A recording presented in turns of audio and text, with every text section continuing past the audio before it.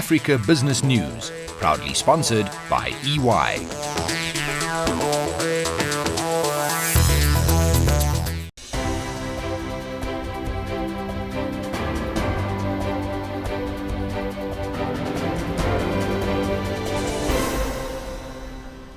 Africa, it is huge, it is diverse, and its business landscape fascinating and dynamic.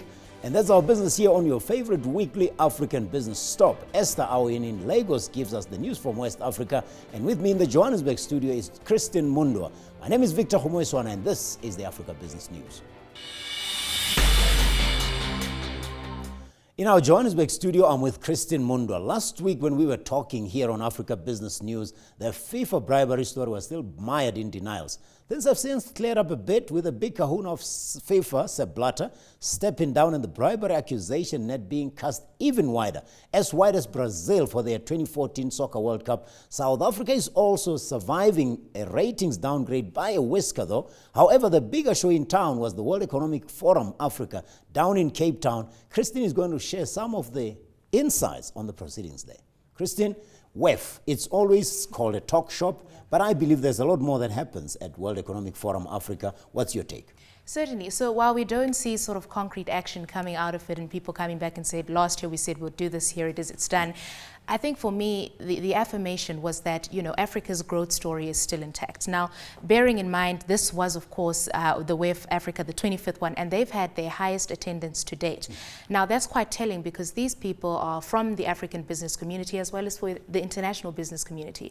So if all those people are paying north of $5,000 to be at this conference for 1 or 2 days, surely there must be something here. But, you know, an EY report tells us that for the last 2 years, FDI projects into Africa are dropping, albeit that the value still increases. But that's worrying statistics. If you look at the fact that, you know, regions like Asia, North America are rebounding, suddenly Africa is going to find ourselves in a position where we need to compete for FDI.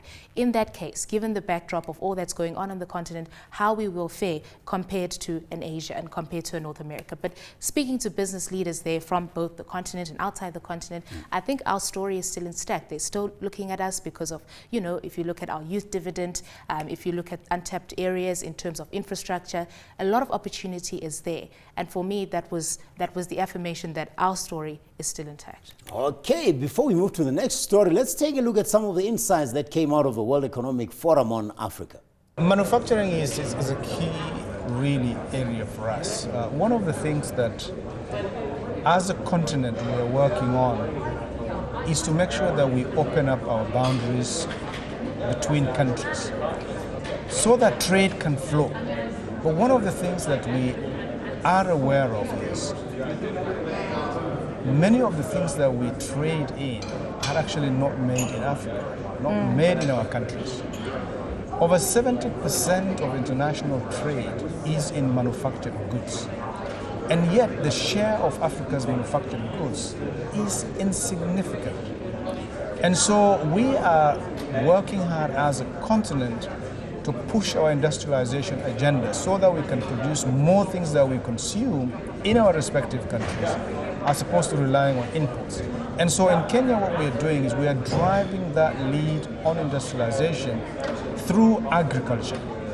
It's an area that we believe that we have raw materials, year in, year out. We have the skills that are necessary.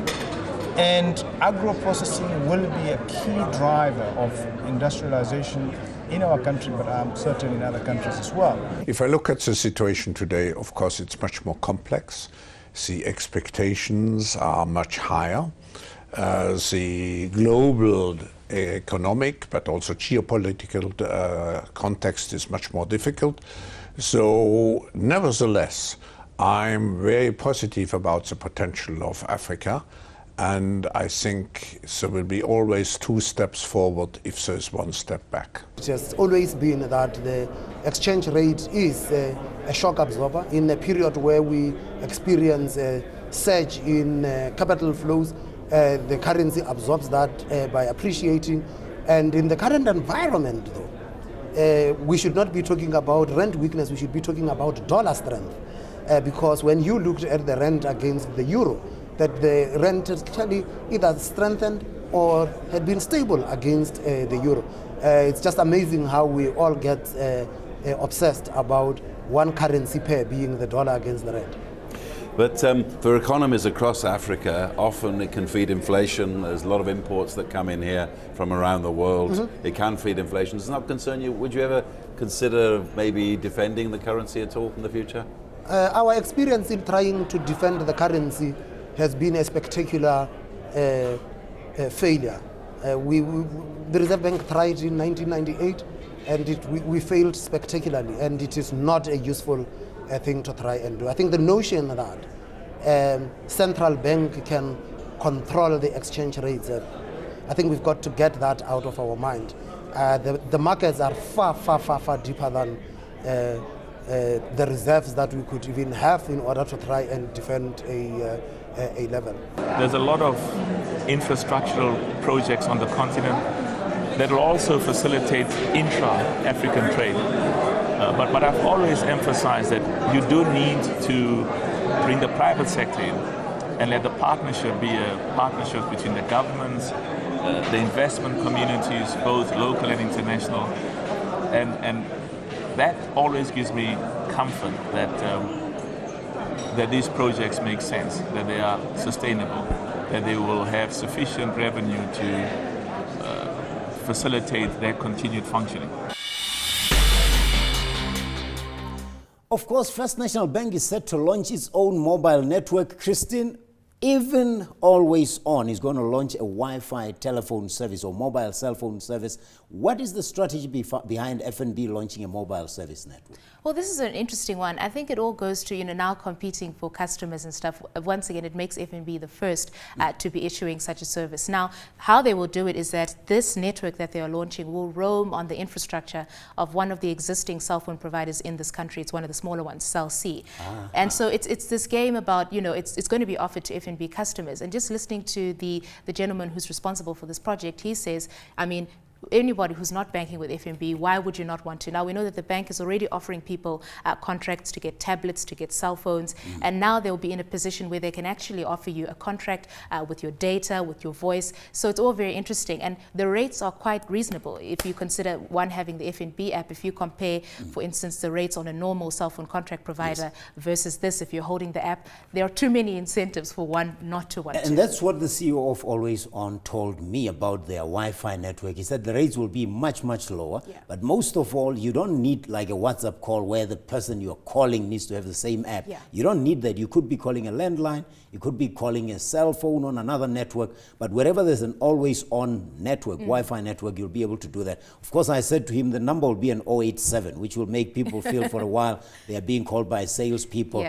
But let's see where this one goes. But in Mozambique, an aluminium factory being opened, but what's interesting is the investors are not the usual Chinese, Brazilians, or they are from the Middle East. That's it. Bahrain investors have invested in an aluminium factory. Now, it's interesting that the region that they are operating in, all the aluminium that was coming out of that region was being shipped off to Europe in its raw form. And now we have this factory that comes about, employing about 250 people, 83% of them being from Mozambique. And now that aluminium is starting to go through into Africa as well. So South Africa is receiving some of it, Tanzania, Namibia, Zimbabwe. So it's a great inter-regional trade story there as well. But interestingly enough, if you look at the incentives around it.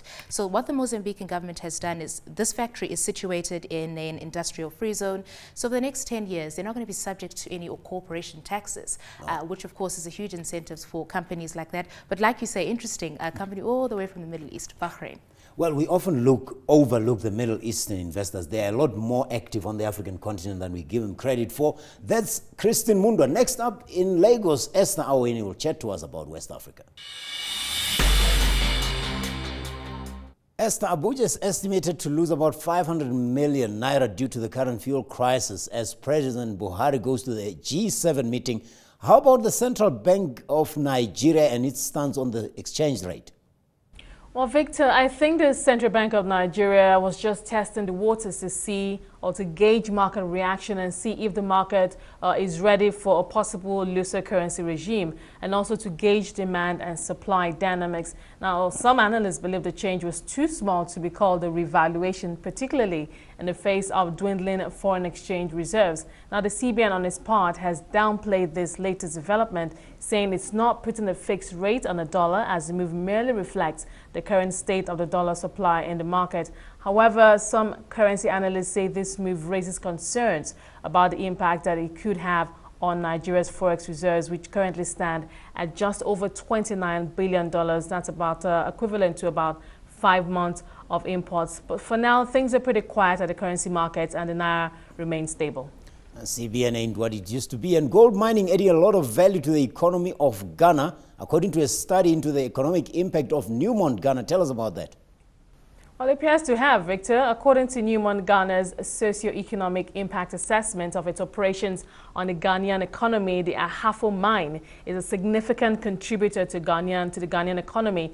Now, the study was conducted from March 2012 to April 2013 and is actually a follow-up to an earlier study in 2010, which focused on the impact of the spending of Newmont Ghana's Ahafo mine in 2009 on the economy. Now, the study also reveals that Newmont Ghana's Ahafo mine, through linkages with other sectors of the Ghanaian economy, supports value creation in terms of household income, profit and savings, and tax payments of up to about $360 million US, besides the full-time employment that the company creates. So it's widely recognized. Newmont Ahafo Development Foundation also amplifies this economic effect with another 23% in terms of value added. And according to the company, it will continue to collaborate with its stakeholders to explore opportunities that will increase local content participation as well as enhance the entrepreneurial capacity of its host communities. So it's a good thing that the company is doing for the Ghanaian economy.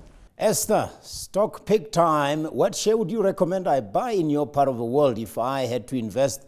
You have a new president in Nigeria. Ghana seems to be stabilizing. Which is your favorite share of the week? Well, this week I'll go with Zenith Bank. It's one of the biggest tier 1 banks here in Nigeria. But lately, the stock has been hit by the bearish trade at the Nigerian Stock Exchange because investors are waiting for a clear economic blueprint from the new government. So it shed a bit of weight in the last 2 weeks or so and now presents a very good entry point for investors. We know that, of course, the fundamentals of the bank still remain very strong. It's a key player in the market and it's posted very good results in the last quarters and, of course, full year 2014. So Zenith Bank is a good bank to go with now. Zenith Bank buying the dip, says Esther Owen out of Lagos. Well, our trivia this week is about the holiday that's celebrated in close to 20 countries all over the world, but on different days to commemorate heroes who sacrificed their lives for the betterment of others. It is commonly called Heroes Day. Which country, Esther, celebrates its Heroes Day on June the 3rd, though? That's an easy one, Victor. It's Uganda. Well, last week, Uganda celebrated its Martyrs' Day, which is more of a religious holiday. This week, on June the 3rd, the East African country remembers those who fought to create a better life for the people of Uganda, mainly those who fell in the civil war of the 1980s. That was before President Yoweri Museveni was ushered into power. Controversial holiday, one must say, but for June the 3rd, it is Happy National Heroes Day to the people of Uganda. We shall return next week with more Africa Business News. Our thanks to Esther Awini out of Lagos and earlier Christine Mundwa here in Johannesburg. Stay tuned to Africa, CNBC Africa. Until next week, adios.